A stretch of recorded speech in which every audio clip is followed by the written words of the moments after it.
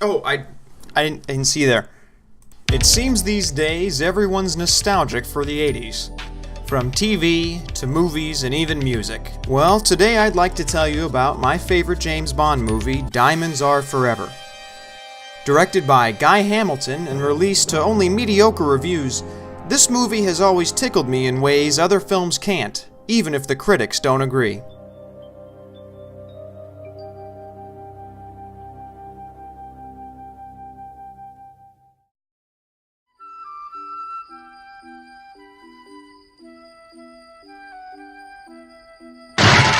The year is 1971, and after quitting the role in '67 due to a falling out with the producers, Connery is back for one last official outing with Eon Productions.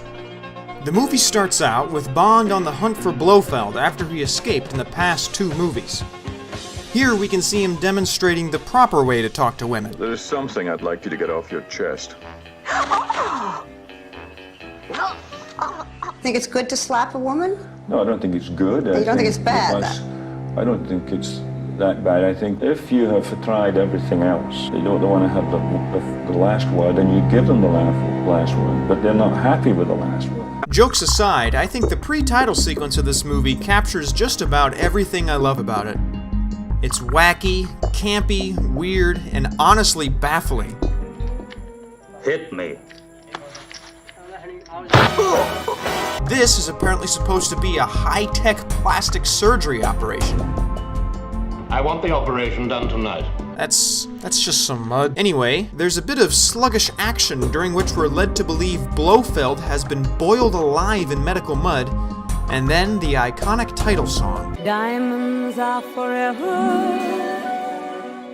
By the way, have you ever noticed how sexual some of these lyrics are? Stimulate and tease me. Touch it, stroke it, and undress it. If your stripper named Portia and you get tips from any man, then your fat friend, her nickname is Minivan. Producer Harry Saltzman was very upset about that last one.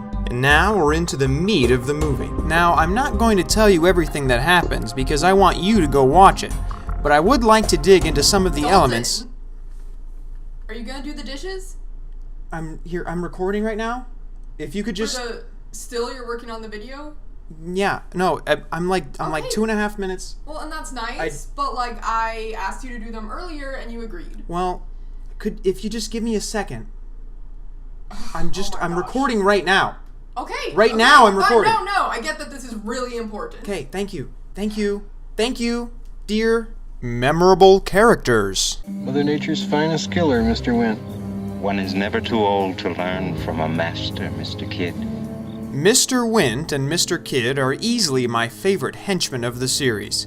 They're so weird and mischievous and creepy. And on top of that, they're gay. But they're not like creepy because they're gay. That's not what I meant. I mean, maybe that's cool. I don't know if women are really all they're cracked up to be. I mean, I don't know. I really don't know anymore.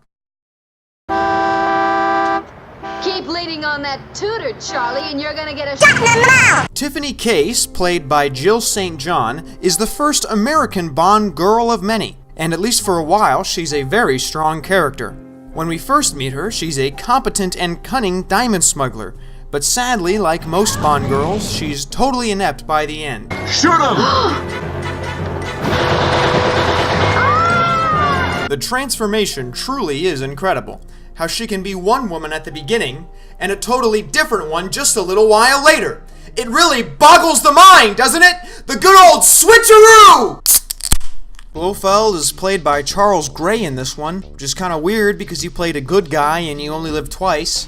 It's like if the guy who played Argyle from Die Hard was the bad guy in Die Hard 2. It's just kind of weird if you ask me. Gray takes a much lighter approach to the character compared. What the hell? You didn't even take out the trash? I've been working on this. You can't There's be working on this. There's a lot of fucking editing. Get a real fucking job. You see? I did like a zoom. Damn it! What was the fucking line? There's a scene where he's in drag. That's fucking funny, isn't it? Locations.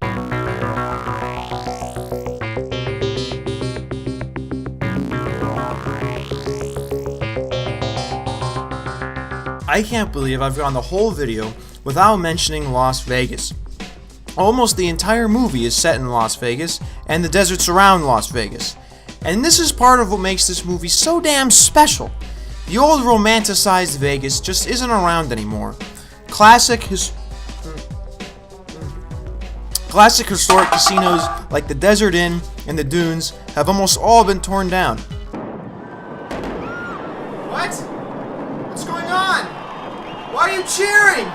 That's history! It's remarkable how an underappreciated James Bond movie from 1971 can be a little snapshot of Western American history.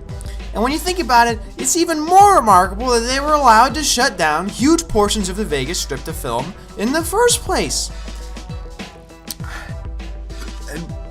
But anyway, for those of you not from the greatest country on God's green earth, Las Vegas is a town of fun and debauchery. They say what happens in Vegas stays in Vegas. If you want to gamble a year's salary, fine. You want to hire an actual prostitute? Hell yeah, hop in. You're fine. It's even legal right outside city limits. Want to escape your current hellish life? Maybe change your name, disappear without a trace, start over without all the mistakes that led you to having nothing and being less than a month away from entering what will surely be a loveless marriage. You could just go. You could just go there. You could just leave if you really wanted. Plot. I'll be honest, I forgot to talk about the plot until right now, but really, no one watched James Bond movies for the plot until Daniel Craig came around. They watched for the characters, the action, the set pieces, the women, the locations. Diamonds Are Forever is no different. I mean, you want to know the plot of Diamonds Are Forever? Precisely. James Bond is sent to investigate a bunch of diamond smugglers, and he finds out that Blofeld is collecting diamonds to build a space laser. That's the whole story. Really, what stands out to me most about the screenplay is the humor. The movie is packed full of jokes, like every few lines is another weird joke that screenwriter Tom Mankiewicz thought was funny. Hey, listen, you can't do this to me! Stop that! I've got friends in this town!